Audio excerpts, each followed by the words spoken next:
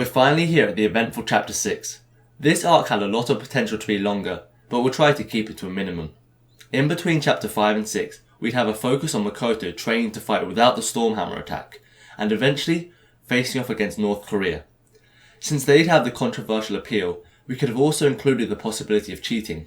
Rin's fear of losing Drigger would also be a looming burden to her, causing her to lose her match against the North Korean bladers and their trickery. In the end, it would all come down to Makoto, a tight battle where Makoto refuses to use his special move and fights against an opponent that has gone through severe training as well as using illegal blades.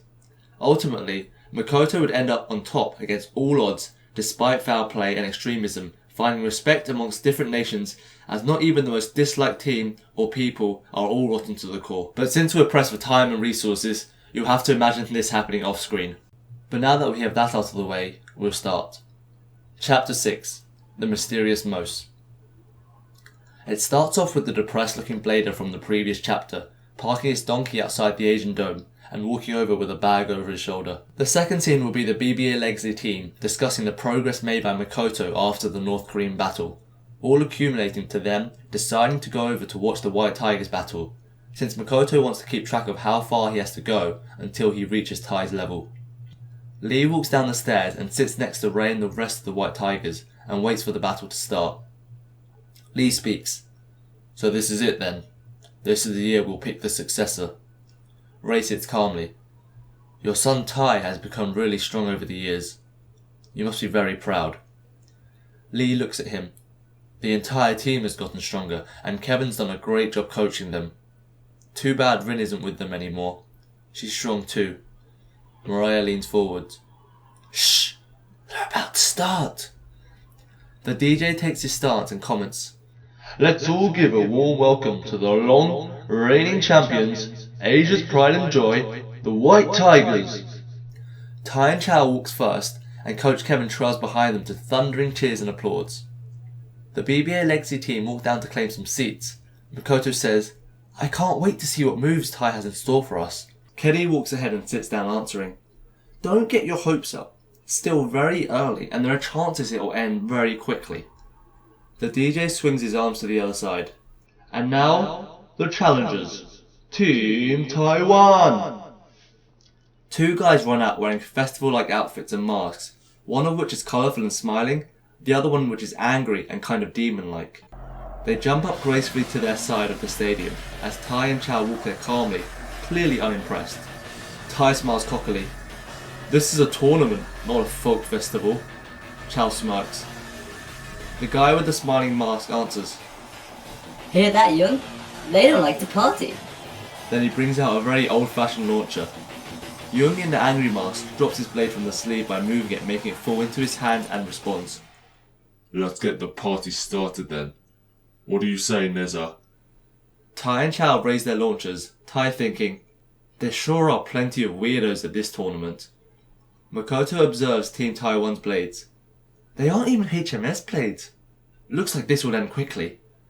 Kenny opens his computer analysing.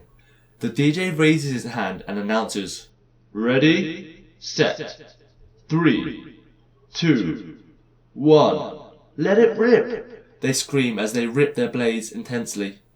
Tai does a sign with his hand, then swings his arm. Galleon! Chow moves his fist sideways, screaming, Gauzy! The Bit Beasts rise from their blades and dance in sync with each other. The DJ comments, and the champions are going in for a quick victory. Tai leans forth.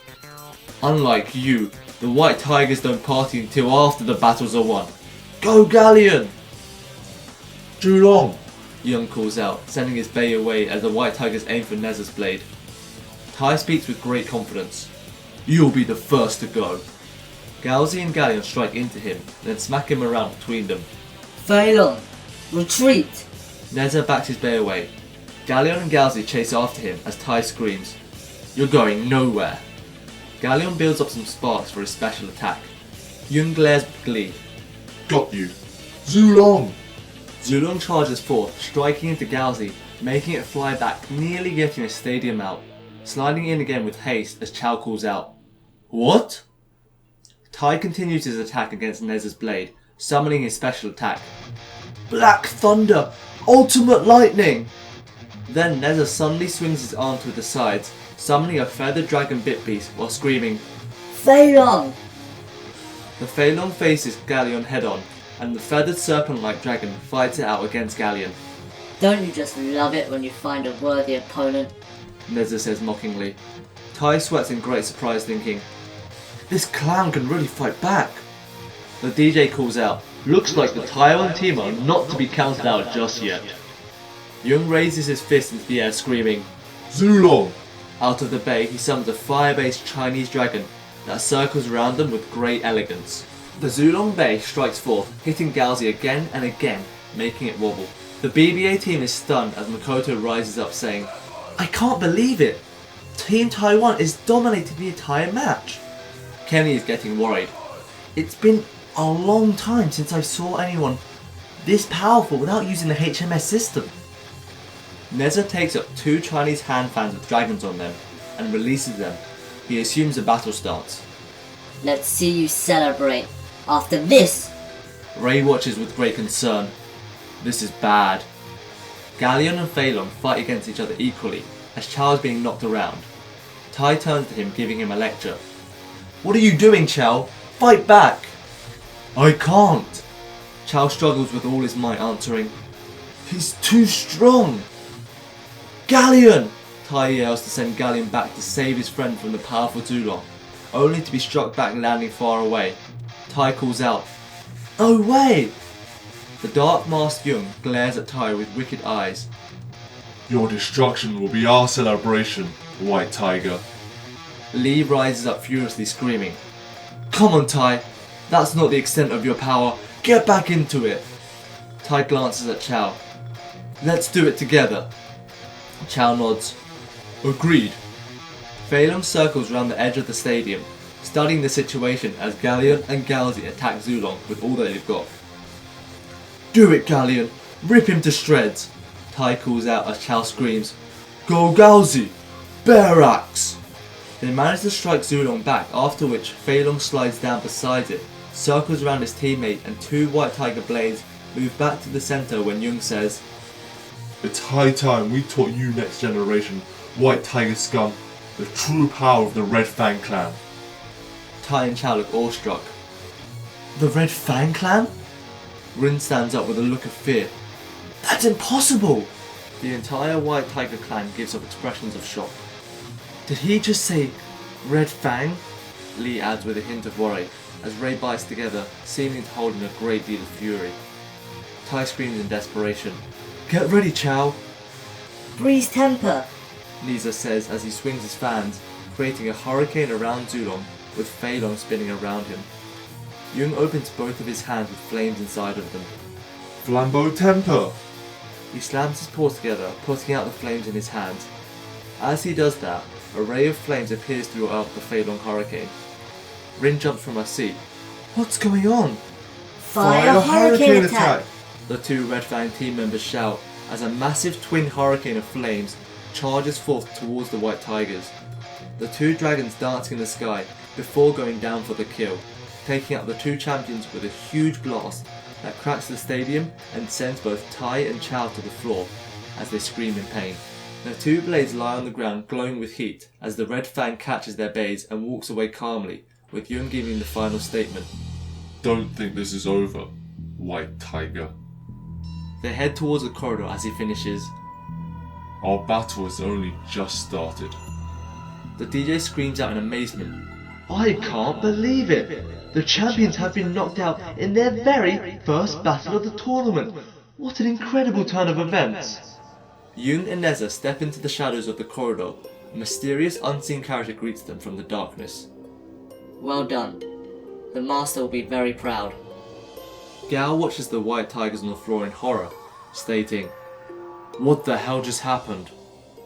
We flash forward to nighttime the same day, as Tai and Chao are sitting, bruised and battered, inside the main hut, together with all the original White Tiger members. Kenny and Estelle are also present. Only candles light the room. Kenny starts off the conversation with a grim face. Okay, Ray, explain to me exactly what are this Red Fang clan? The entire village has been acting like it's on edge since we got back.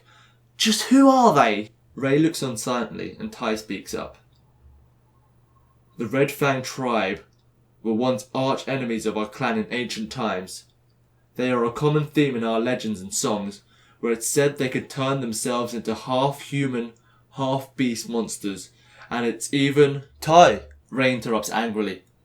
If you are to be the future head of this clan, you cannot be so quick to pass on our secrets. Then he sighs and continues.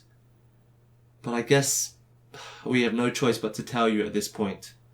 The Red Fang tribe are the most prolific group ever mentioned in our history, and it all dates back to the very founding of the White Tiger clan itself.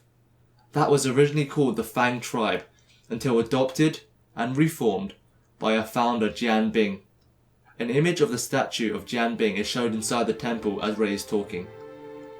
Around 10,000 years ago, shortly after the golden dawn of Beyblading, a great age of darkness emerged as various bladers started to become corrupted, using the power of the bit-beasts for their own selfish means, eventually turning to evil.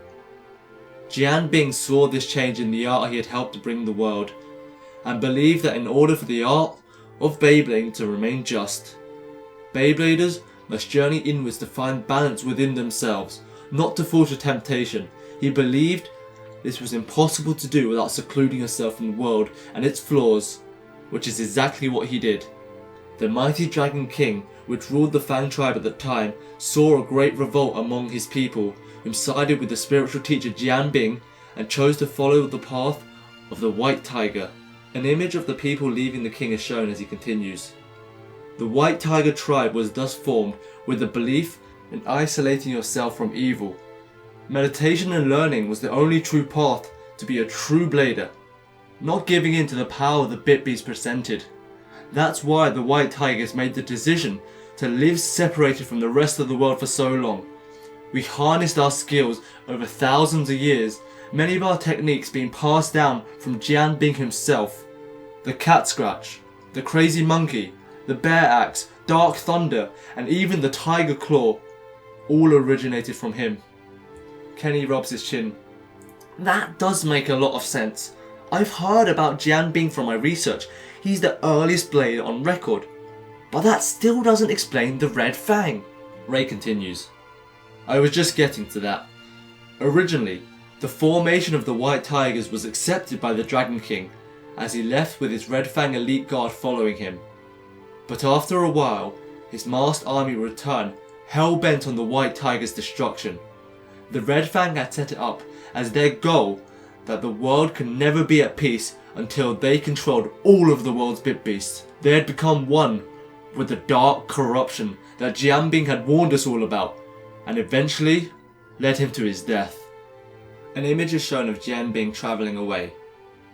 Until his last breath, Jian Bing believed that where there was darkness, there was also light. So he went to reason with the king that the White Tigers were not to be feared, and he pleaded with his people not to fear the king. As he single-handedly travelled off, the Red Fang attacked him, and even though he fought bravely, they outnumbered him by far and murdered him in cold blood. Kenny is shocked, turning to look at an illustration of the Dark Dragon King on the wall. The White Tigers fought many rival clans over the years to protect our sovereignty, but none was as persistent or as strong as the widely feared Red Fang. Eventually we survived and kept our ideas of seclusion while disappearing across the world. Beyblade is being hunted by a mysterious group in robes, most likely the ancestors of the Saint Shields, as well as other mysterious groups.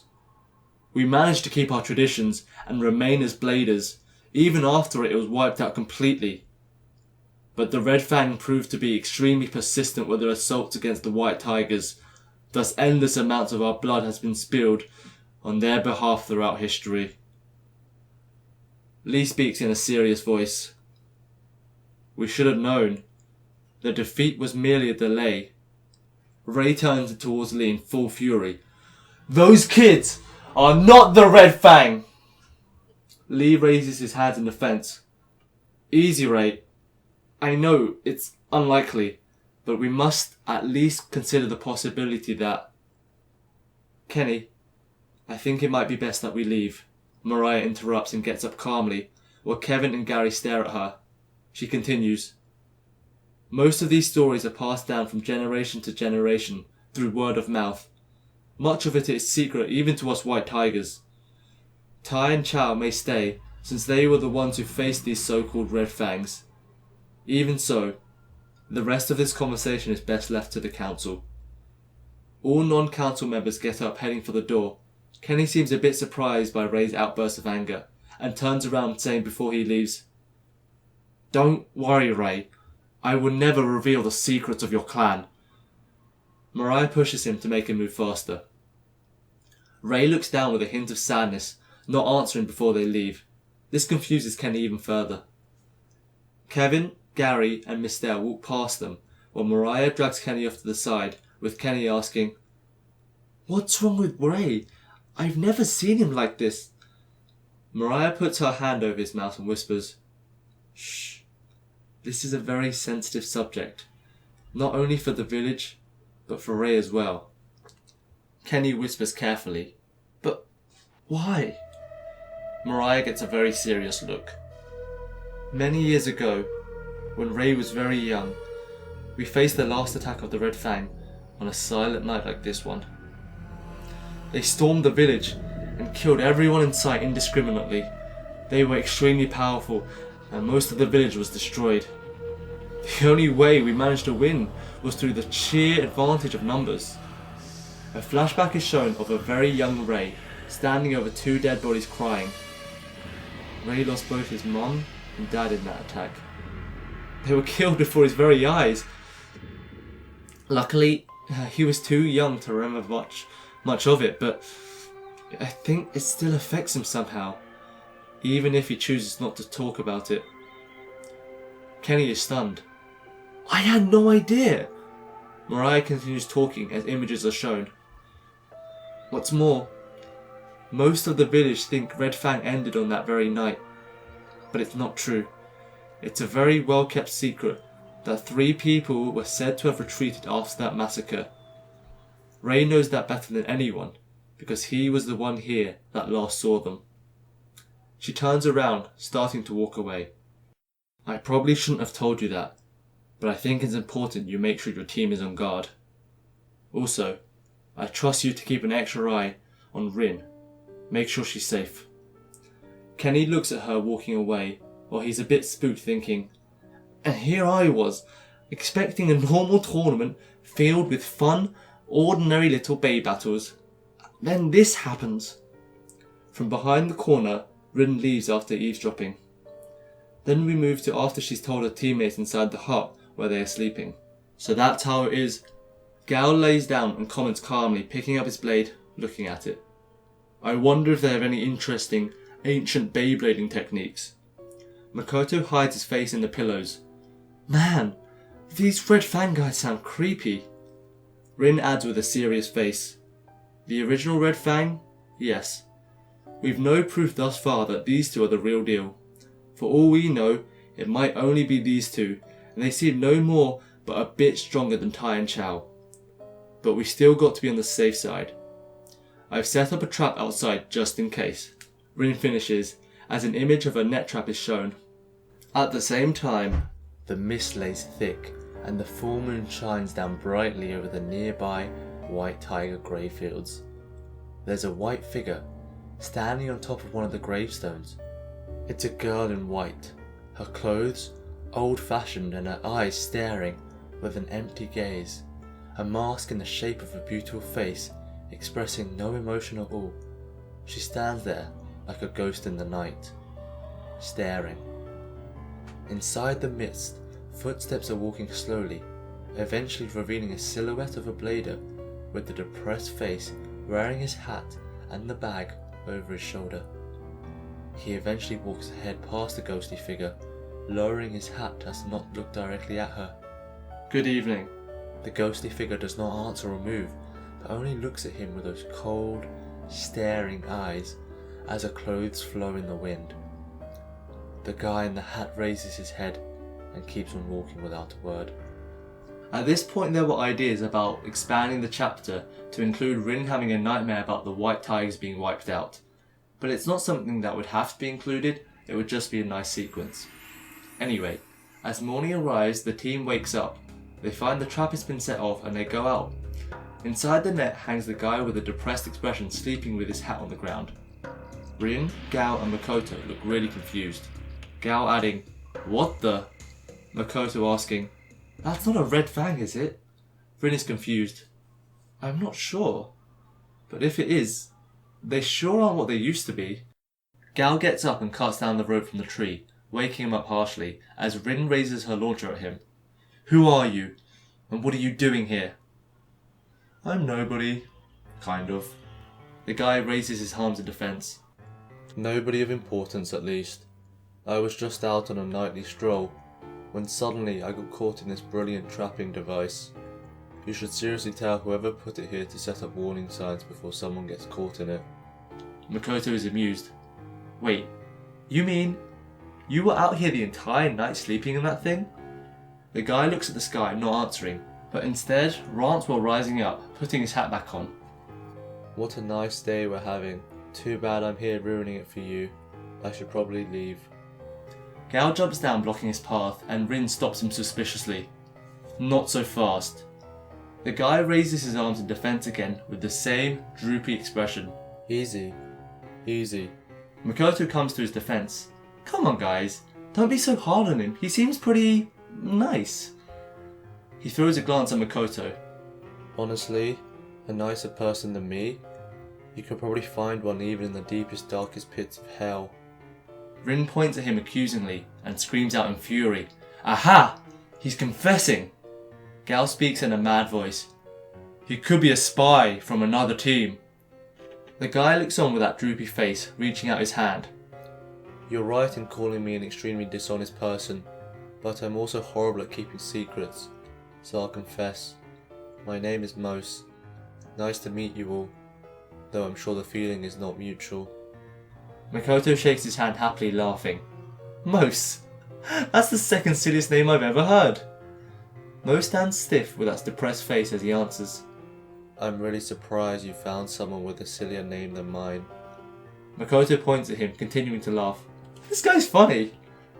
Mose adds, "I have no sense of humour, but sometimes people laugh at me anyway." Rin is asking in confusion. "Someone that pathetic can't be a threat, can he?" Gao responds, "I still say he's from an enemy team. People don't just stroll around in the middle of nowhere for night walks." Mo speaks up. "You're right. I've been stalking you for weeks." Gao lights up, raising his launcher. "I knew it!" Mose reaches for the inside of his coat like he's bringing out a launcher, but instead he brings out pen and paper and goes to Makoto. "Makoto, can I get your autograph?"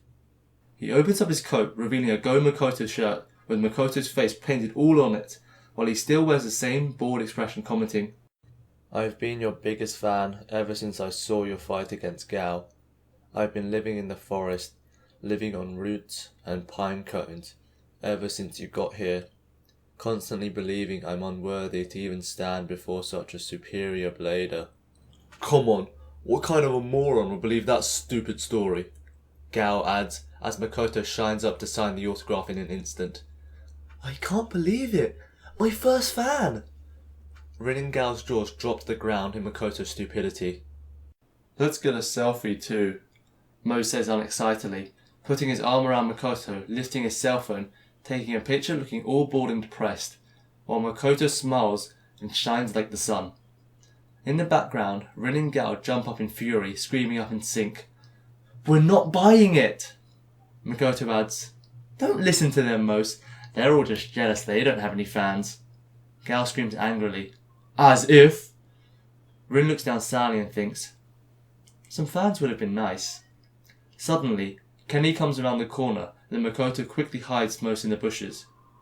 "What's all this noise about?" Kenny asks, while Gao and Rin are trying to tell, but Makoto covers their mouths instantly, responding, "Nothing. We're just here coming up with battle strategies and arguing, just usual."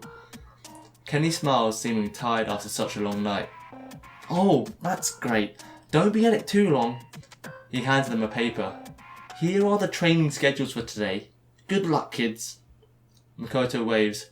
"Take care, coach." Rin whispers, "We should have told him about this." She points down at Mose, who gets up from the bushes, brushing his clothes off, and Makoto says, "Sorry I pushed you in the bushes, Mose. They're a bit strict around here."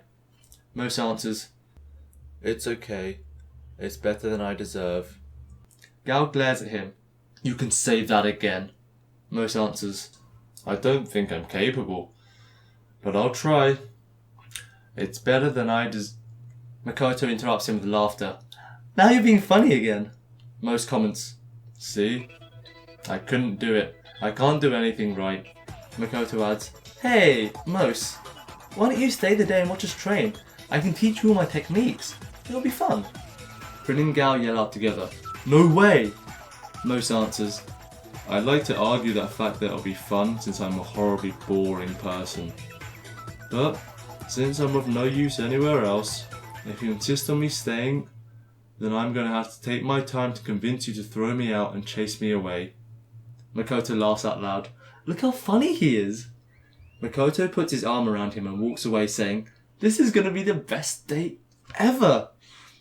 Rin and Gal looks stunned as Mose randomly adds, "Speaking of good days, did I happen to tell you of the day I was born? It was the worst day in history, and it's a horribly boring story." Makoto answers with a big smile, "Crack me up." A montage is shown of maybe 3 images of the passing day, with Mose looking bored or depressed as they are doing various stuff and activities, while Makoto looks crazily happy, while Gal and Rin is constantly in the background with annoyed expressions.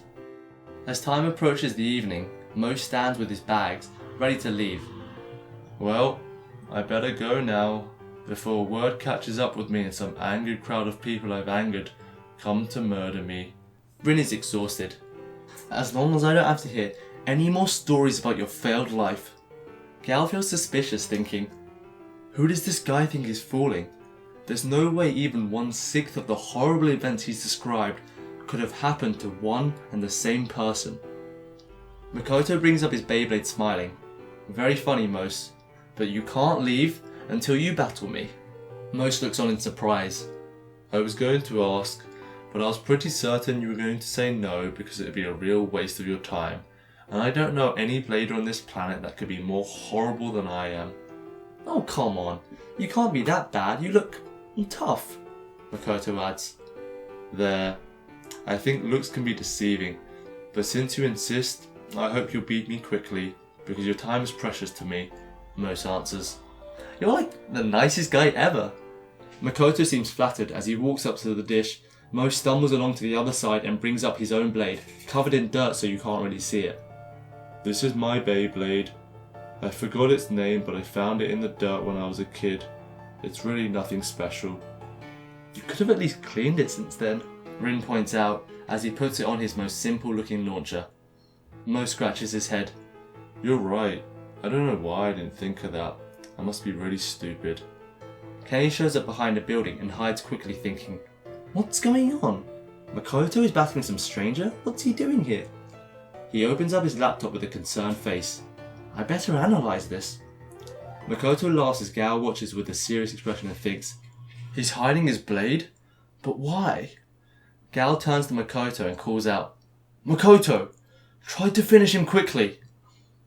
Mose answers calmly as Makoto counts down. "Don't worry, he'll beat me easily." "Let it rip!" Makoto calls out, ripping his blade, and Mose rips his too, with the most dismotivated face. Dragoon spins circles around the stadium while Makoto speaks. "Always remember this, Mose. It doesn't matter how good you are, the only thing that matters is that your spirit runs high and you keep reaching higher. This is how I have achieved this new level." "Wow, you're really strong." Mose stares with a bored face as Makoto builds up the wind. Makoto speaks with confidence. "As my #1 fan, you're gonna be the first to experience my power boost, since it's twice as powerful now than ever before. The Storm Hammer!" Dragoon MSUV charges forth towards Mose's dirt-covered blade as Makoto raises his fist eagerly, calling, "Give it all, Dragoon!" Dragoon MSUV attacks in full-on Storm Hammer mode, going straight for the dirt-covered blade. But once the two of them make contact, Mose's blade doesn't move an inch, while Dragoon flies away straight out the stadium, landing on the ground far away, no longer spinning at all. while the opponent spins like crazy. Gao's eyes open wide in pure shock. Rin's jaw drops, as does Makoto's, while Mo's just stands there unblinking like he doesn't know what happened. Suddenly, his blade starts wobbling and flies out of the stadium on its own. He gets down and picks it up. Guess I just got lucky and he bounced off the dirt. I think we should just call it a draw. Makoto stands there really puzzled. Sure. That makes sense. Rin hits Makoto in the head. What is it with you messing up like that? Ouch! Makoto comments, rubbing his head. Gao looks on in horror as his heart skips a beat. Reality hits him. That was no mess up. He stares at Mo, scratching his head, glaring stupidly while he thinks, just how strong is this guy? Then Gao closes his eyes, trying to regain his sense. No, Makoto must have messed up. It's impossible. This can't be! Kenny thinks, with trembling legs as the data comes in. I have to find Ray and the others now, Kenny thinks while running away in full panic mode. Mose puts his blade back in his pocket again. Defense types can be a bit strange like that. Then he puts the bag over his shoulder. Anyway, I have to leave now, but perhaps we'll meet again someday. Though I think you're going to hope we don't. Ta-da! Mo starts walking away. Rin waves and comments with an annoyed voice. What a weirdo.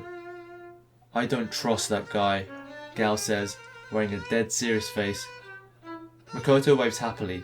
What an awesome guy. Take care, Mose. Before Mose leaves completely, he stops and turns around screaming. By the way, watch out for that ghost that lives in your graveyard. You should really get someone to exorcise that thing. Makoto scratches his head thinking, ghost? Rin feels confused. What is he talking about? Kenny bursts into Ray's room screaming, Ray! There's an emergency, hurry! Mose wanders down over an open glade far away from the village as his phone starts ringing.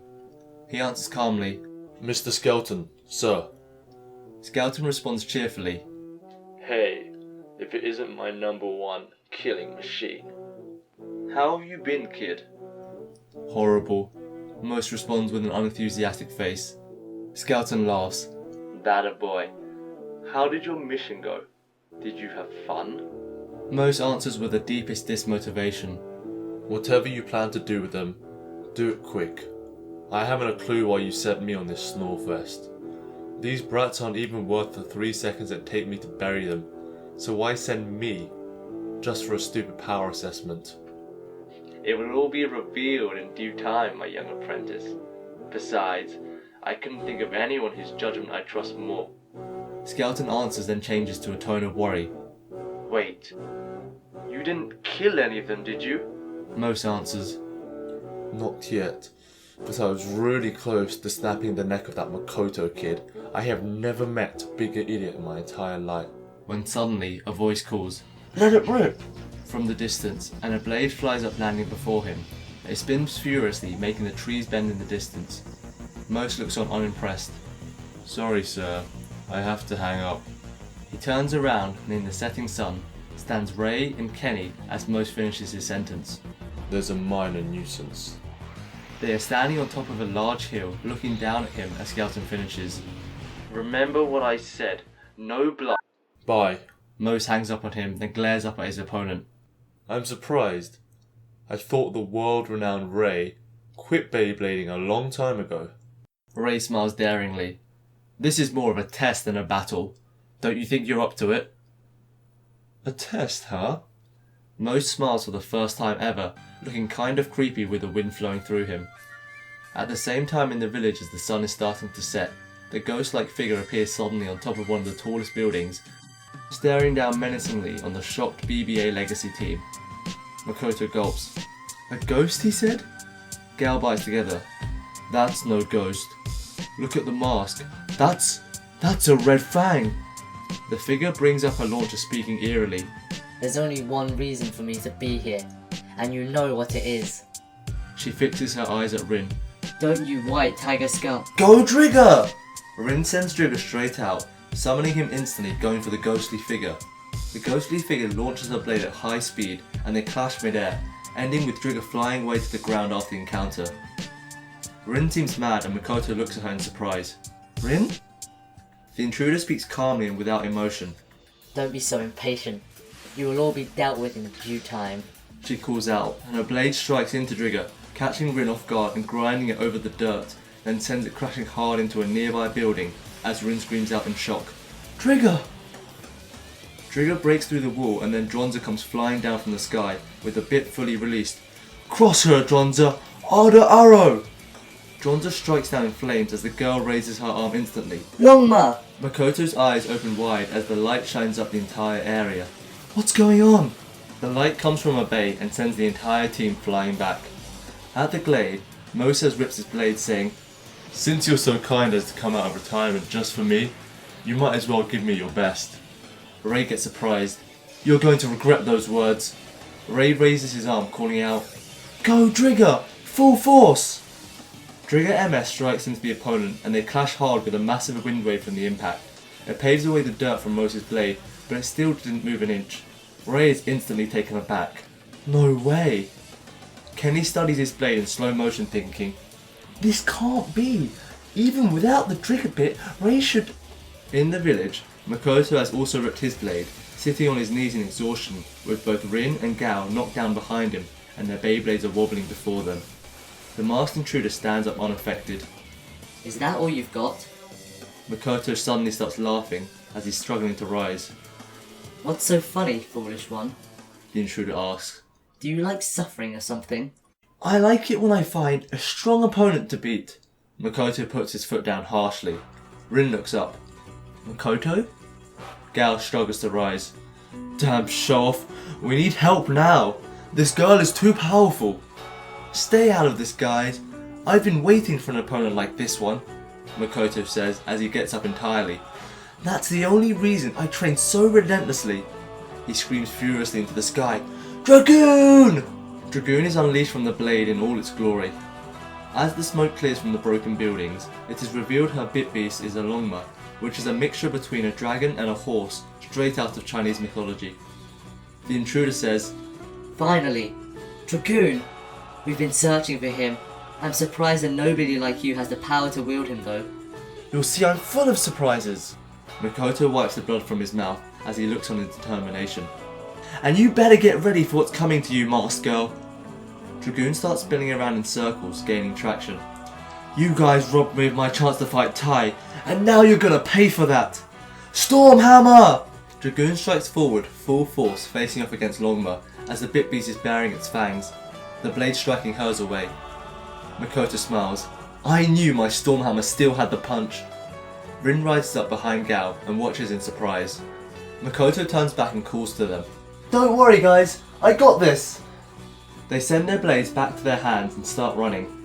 We'll go get some help. Be careful, Rin calls out. Don't you dare lose, Gao adds before leaving. The mysterious female jumps down from the roof and stands in front of Makoto as Longma gets out of the rubble from the building they broke. You're quite strong. Not as strong as Dragoon would have been under its original owner though. She looks up at Dragoon as Makoto says, Of course I'm not as strong as my dad. The girl looks down and adds, I wasn't talking about your father. Back at the glade, Kenny is studying the match. There's no mistaking it. His blade is made of stone and it absorbs the earth towards it. Kenny slows it down, showing tiny grains of earth gathering up towards the blade. Mo speaks. I think it's only fair. I shall give you a taste of my power as well. Go, Minotaurus! Mose positions his arms and summons a huge wicked looking Minotaur from his blade. These power levels! I can't believe it! Kenny says, analysing in terror. I hope this will be enough for you, blade breakers, Mose says and calls out fanatically. Minotaurus, crush him! The Minotaur starts striking into Trigger MS, beating on it with its fist, making the earth itself tremble as the blade strikes into him too. Mose laughs out loud. Come on, Minotaurus, you can do better than that! Destroy! Ray is horrified, thinking, this can't be for real. Suddenly, Trigger MS splits into half with one really large strike. Kenny and Ray stand stunned. That power! Ray says, sounding out of breath. Just like in the analysis, it's like him, Kenny says, with the shadow of Brooklyn appearing behind him.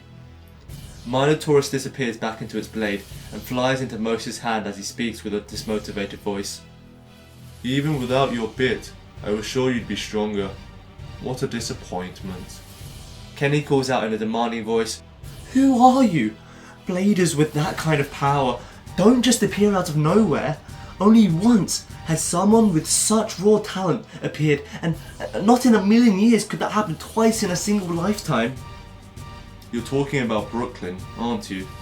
Mo starts walking away slowly as Kenny screams after him, "Answer us!" Most keeps on walking. You're still contributing Brooklyn's power to raw talent. It'd be laughable if it wasn't so sad. Ray steps forth in anger. "What do you mean?" Mo stops. "You really can't figure it out, can you? Fine, I'll tell you." Then he turns around slightly. "It's not talent. It's heritage." "Heritage?" Ray looks with a hint of confusion. Mo smiles. "Yeah, it's something we've inherited from the purest bloodlines, descending from the strongest blade that ever lived. You can call us purebloods, and some are more pure blood than others. In fact, I'm hardly the strongest amongst us. Our master would exceed even your wildest expectations." Ray's eyes open wide in shock. It can't be true." "I've had enough of this. Pray we don't meet again." Most closes his eyes and keeps on walking towards the horizon as Kenny steps up declaring, "You're lying. There's no chance such bladers could be out there. I've studied Beyblading my entire life. There's simply a peak that can't be crossed. An entire group of Brooklyn level bladers just waiting out there? That's preposterous." Most keeps walking. "You have no clue what's coming for you then. Perhaps when you see your world in flames and your beloved Blade Breaker team dead on the ground, then you'll realize just how real we're trying to be." Ray asks one last time, "Why are you telling us this? If you're with them, why would you want us to know?" Most turns around and smiles wickedly. "Didn't you hear? I'm a terrible liar." He turns back and starts laughing, walking away as they hear a massive explosion coming from the village. Ray and Kenny turn around as Mo says with a wicked smile, Seems like you forgot to watch your children. Ray and Kenny hurry away in panic as Most finishes his sentence with gloomy eyes looking back towards them. Run while you can.